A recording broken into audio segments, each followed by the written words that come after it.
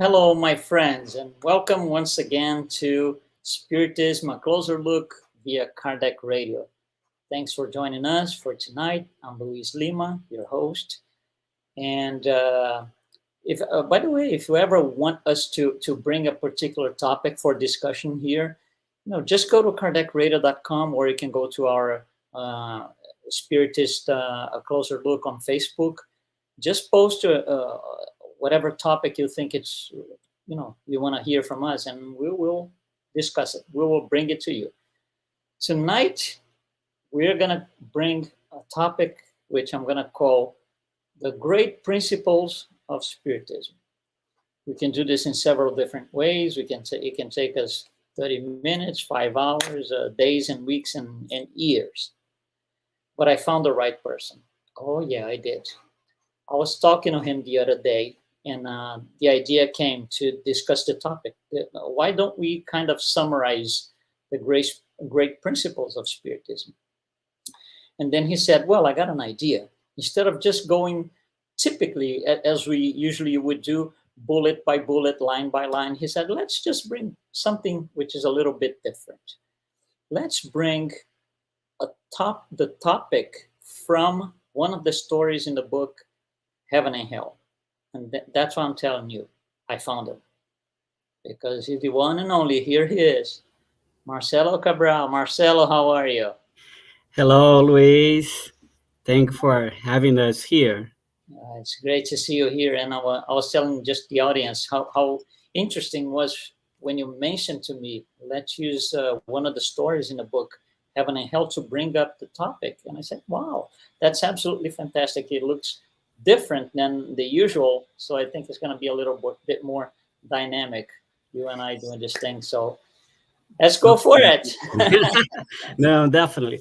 It's interesting, Luis, that the first time that I read that story, it really touched my heart deeply. And then in the end, when Kardec makes some consideration about the story, he mentioned that all the great principles of Spiritism are embedded into this story. So, well, that's great because it's a nice way, to learn Spiritism. That's right. But also, that relates a lot of what we're going through in today's days. The challenge that we face, the challenges that life brings to us. And when we go through it and read and reflect about this story, I think we can learn a lot about this story. And this story, it's as you mentioned, it's in the liver on the book, Heaven and Hell, still here with us. And the story is in the second part of the Heaven Hell, and towards to the end, on an earthly expiation kind of chapter. That's the third story. And the story it's about Julien Marie, the beggar. So, Luis, I'm going to read it just a little bit, just a quick introduction. So, and then we started to kind of reflect upon the story. So, Kardec starts this way in commute at Villet. It's a place in Western France. There was a poor woman named Julienne Marie who was old, in poor healthy, and living in a public charity. So now let's think about it, Luis. Every day in your life, you ask begging for food, you're begging for medicine, you're begging for living. So just to feel the challenge through her entire life was just like that. So he continues. One day, she fell into a pond and was pulled out by a fellow citizen A. So Kardec just say, let's call Mr. A, Yeah, he because he doesn't give didn't out want to. names. Yeah, Exactly. So, who helped her on a regular basis. He took her home, where she died shortly thereafter as a result of the accident. The humor was that she had meant commit suicide. So that was the where he started Mhm. this story. And it was interesting because this Mr. A really helped her through her life. So now we're going to start to connect also with some principles of Spiritism. So he was dedicated to help her in many situations. And then because he was so used to help her when she died, and everybody was saying that she probably meant to commit a suicide, he's trying to help her. Mhm. And Mr. A used to work with Kardec. He Yeah. was, By the way, I think he thought she had committed suicide himself. He thought that himself. that's correct. Yeah. That's Okay. correct. And then, so he was really worried about it.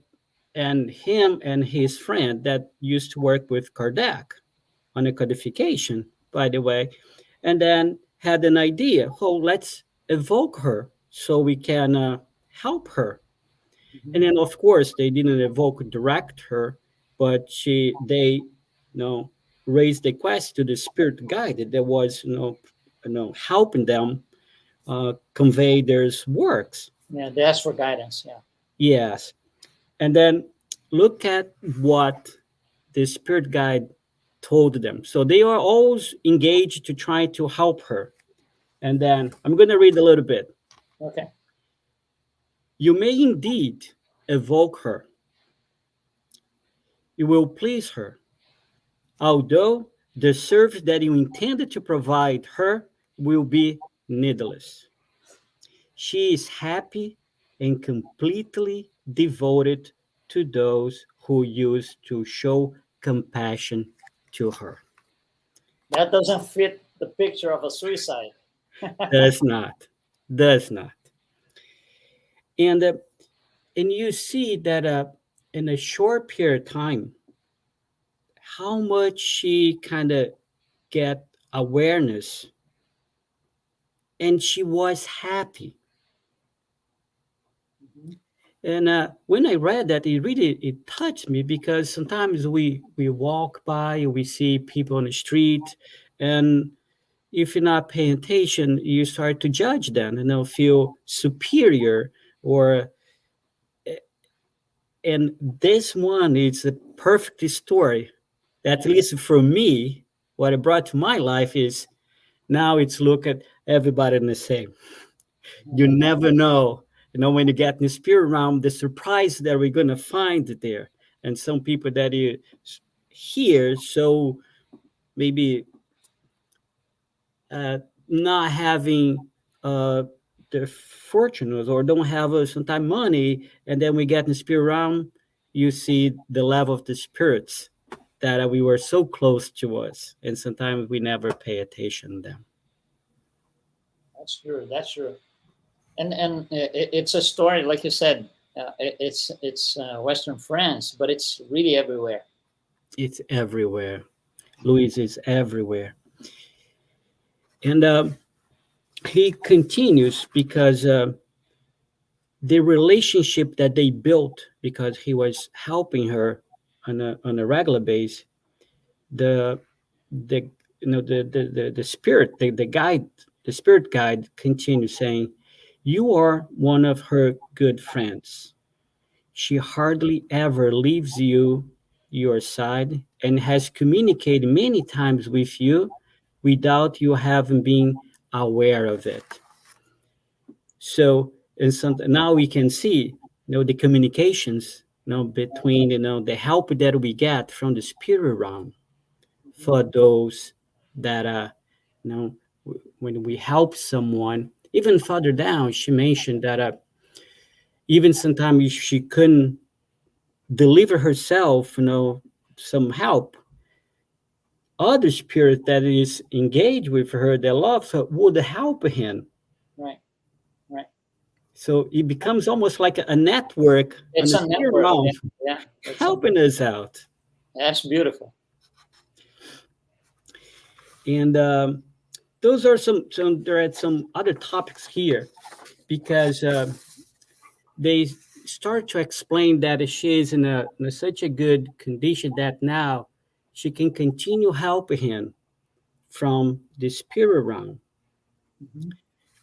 And and that's why they her allow them to evoke her. Now that communication between them, I mean the Mr. A and Kardec, now directed to Julianne Marie.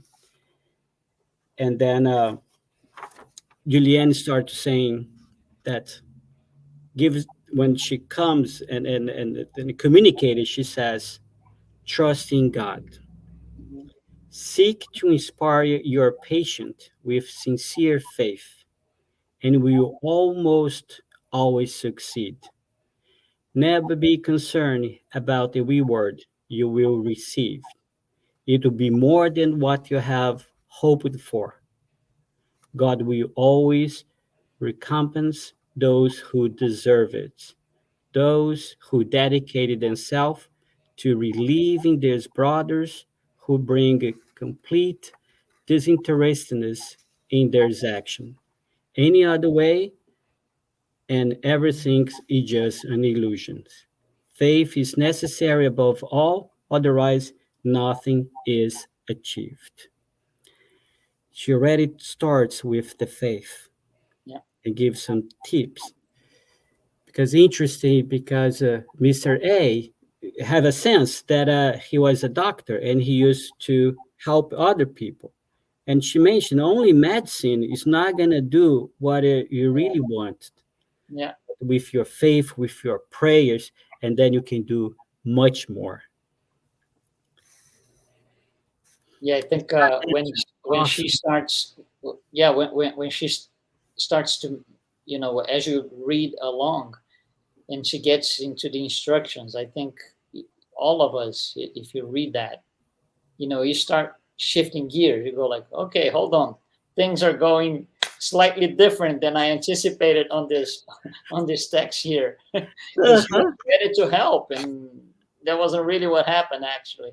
Now, another thing that touched me that when she started to teach him about the prayer, and you really needed to feel the prayer. She gave it tips there that to prayer to be listened, you needed to feel when you feel this sensation of your body that's like a is really this energy, that the energy of love, like it's almost you can feel your body can feel it. That means okay, you're feeling what you're asking for, your communication, your prayer to God. Now it's being listened. So a lot it she's keeping telling him a lot of tips that we it's that's why Kardec said all the principles all embedded there. Each sentence, it's like, oh my gosh, reveals a lot of good things that we can do it to help ourselves as well. Right. So he was a helper. He was a good help, by the way. He was a good helper during her lifetime. But now Hmm. things are different because she's on the other side, and things are about to change, right? Because she's Definitely. going to be the one helping now. And another point that she started to explain how her passage. Everybody was saying that she committed suicide, and Yeah. then she was revealing so that how that happened, and that she was walking, close to the pond, and when she raised her thought to God, that's when she disconnects from the body, and then the body was because of the place was like on a descent on a has how do you call that um, it has a slope, and then her body rolled and got into the water. Everybody thought that she committed suicide, but no. When she raised her thoughts, that's when she went. She said that she didn't feel any pain at all, and was a huge relief for her. Yeah. And go ahead. Go No, go ahead. ahead. Go ahead. No, the way she says in the book, I think I'm just gonna, because that phrase got me, because there's a tremendous learning in there. So she says, people were thinking that she committed suicide. Before she says, no, I didn't, she tells us this. God deemed my Yes. expiation and trial sufficient and brought it to an end, freeing me without suffering, as you said, from earthly life.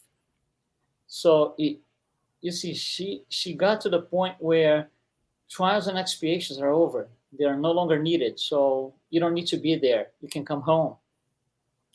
That's the beauty of the thing. It's not nice, Luis. Yeah, I hope I'm one here day we waiting for get to you. I'm that gonna point house you. too, Yeah, Luis. that's so beautiful. That's Not so okay, beautiful. go back to the spirit realm, but with a heart, free and happy, with this feeling that she was saying, with accomplished. She accomplished. She didn't complain about her life. Yeah. And I think that phrase explains what might be very common and popular, at least for us spiritists, in which if you have a difficult life, if you suffer, if you go through, a lot of difficult times economically or whatever, Mhm. emotional, that at the end of your life, when you go over to the other side, things are going to be absolutely horrible because of the history of this lifetime that just ended. Not true. Not No, necessarily true. not She's necessarily saying, true. I had that one life, but my life ended because I finished with my trials and expiations, and then I'm happy. And it's funny because in that part, a little bit further down, she mentioned about her conscience. Now she was free. She didn't have the the torment that came from past life. There is a reason why not she went through this expiation, but now she was free. Her conscience now was free because she asked for that, that type of life to really kind of release herself consciously. Hmm. Because on a past life, she neglect those that need support. She was she said that she reject the poor and the miserable. Right. So she had to come in a life that would offset all of that for sure. Offset, offset, and she also brought some.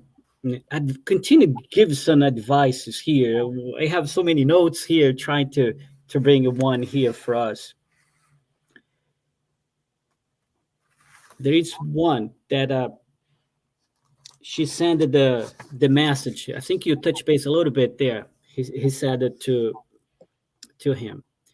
Give thanks to the Lord for allowing the spirits to give you instruction in order to encourage the poor in their misery and to restrain the rich in this pride. Understand, understand the shame in rejecting the unfortunate. So bring in our life, if you see someone unfortunate, please don't reject them. It's just a different tribe they're going through it. It's a brother and a sister. So to avoid to make the same mistake she did in a previous life. Yeah, very very interesting. And then she mentions also that in this life, she, to the best of her ability, and meaning she did everything that she could to, be a good person and so and so. Although she had to suffer, if you will, all those things economically and being alone all the time, but she still didn't do any harm to anybody, which Yeah. is rare because for most of us, if we get into a situation like this, we rebel and revolt takes over. So she didn't. It was No. exactly the other way around. And that sometimes, that's resignate in my heart. It's sometimes with a small thing, we have a tendency to, as you mentioned, to create a big thing out of it.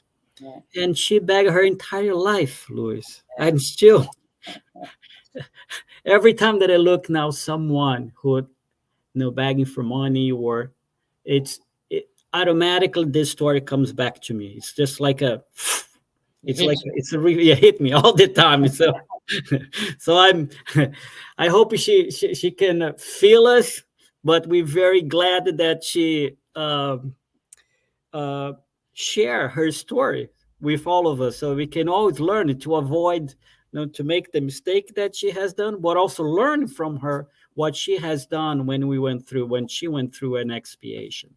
Absolutely. And I like the way she closes the story, or not the story, but Mhm. her instructions. Let's put it this way. So for me, that was a phrase that got me, and I said, "Hold on, stop, because I need to think a little bit about this." This is Mhm. what she said. I'm Tell me, reading from the book. Okay, tell me which one that really yeah, strikes I'm reading from the book. stroke you. We shall meet again someday. So she's talking to Mr. A, right? Hmm. The medium. So we shall meet again someday, and many things shall be explained to you. For the time being, such would be superfluous. Hmm. And I go like, hold on, I gotta think about this a little bit. Then I thought about it. The brain starts to, the mind starts to Hmm. think on it. And I said, well, maybe we can, we can bring in a form of an analogy. For example, let's say you take a 3-year-old young children, for example, and you decide that you want them to be, a great scientist, the latest and the greatest. So you tell them, sit down here because I'm going to explain to you what quantum physics is. They're not listening. They're not learning. That's superfluous in that sense. It's not in the sense that the message is not going to be important. No, you're just not going to capture what I'm going to say Hmm. because you're still down here. I'm up there. Hmm. So that's exactly what got me. And just to fill in, we have one of our followers, Saul Souza. She's asking what book we are talking about. Saul, we are talking about the book Heaven and Hell. Okay, and about a story of a beggar called Julien Marie, and this is in the second part of the book Heaven and Hell. So you can look up the index by her name, Julien Marie. Go ahead, Marcella. No, no, no. Just listen what you're saying, and it's interesting that in the end, also she talks about spiritism, how the progress of the spiritism. So she was really already engaged, but you see, she was already engaged in helping Kardec. It was this no from here from it she start to talk. Even Kardec in the end to make some comment to say that when she was incarnate, she has some difficulties, the language, to communicate it. When she's in the spirit realm, she could see even her language has changed.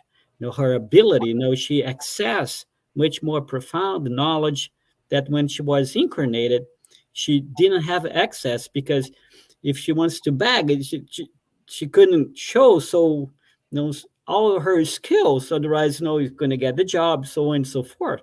So a Mhm. lot of things was locked to help her to go through her expiation.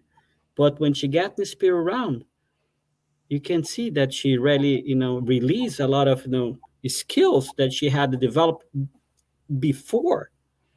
And Mhm.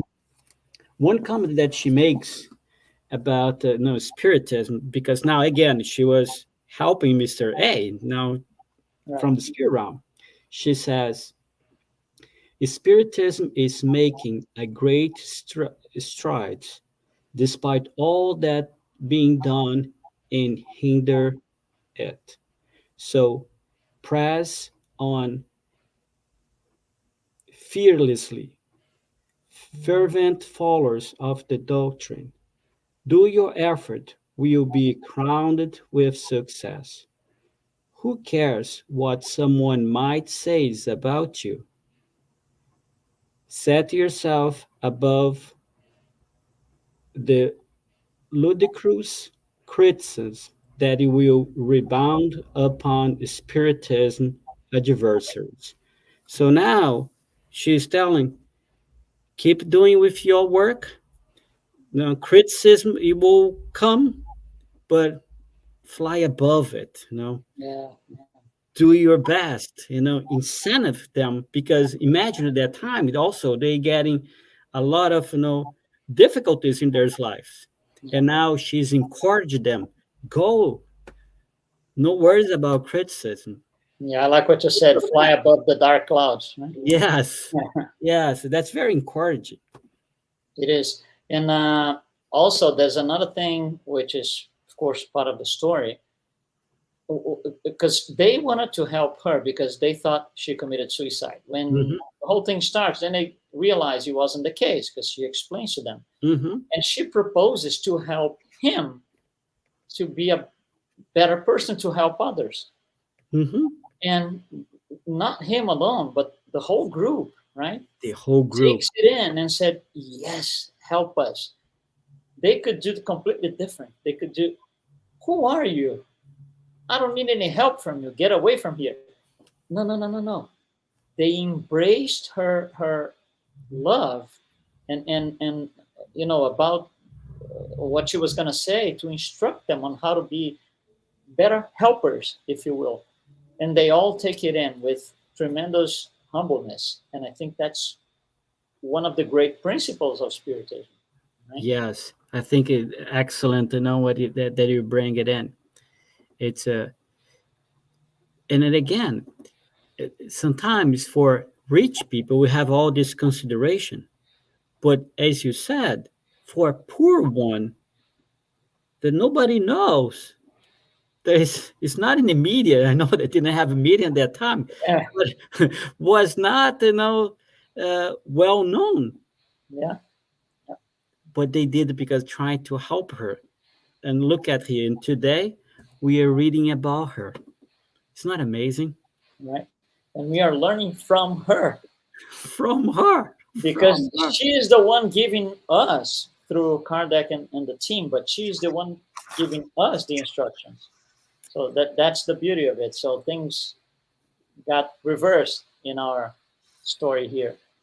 And that's why now Jesus says, no, no, not remember his word in the full, but blessed are those, the humble ones. Yeah, Now we can see, Jesus' teachings connecting to a story, so that the nature laws, that's a law, and the law of cause and effect.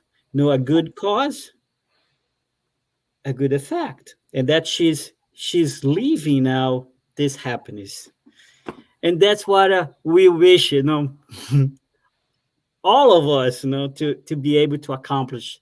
I'm sure we will, but continue doing our best to be just like her, happy yeah, when we return.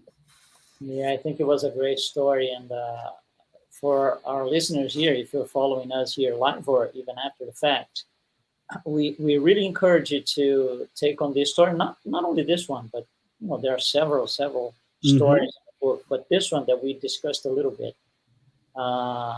There's a lot more information in between lines if you read the thing, Hmm. and we really encourage you to read on it. It's just maybe 6 or 7 pages, not bad. No. And there's a great deal of learning. There's a great deal of teachings. And Allan Kardec is going to say on the closing paragraph, he says that this summarizes the great principles of Spiritism. We mentioned a few here, a few things, Hmm. but if you're watching us here, go to the book, go read the story. You're gonna like it.